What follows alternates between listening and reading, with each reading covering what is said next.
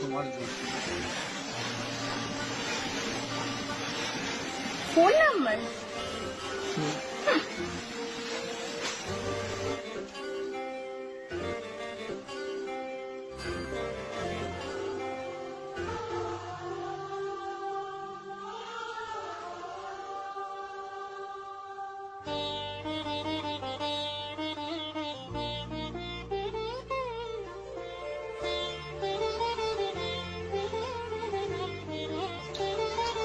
Hello, hello, কে? পাগল নাকি? তোমার জন্য।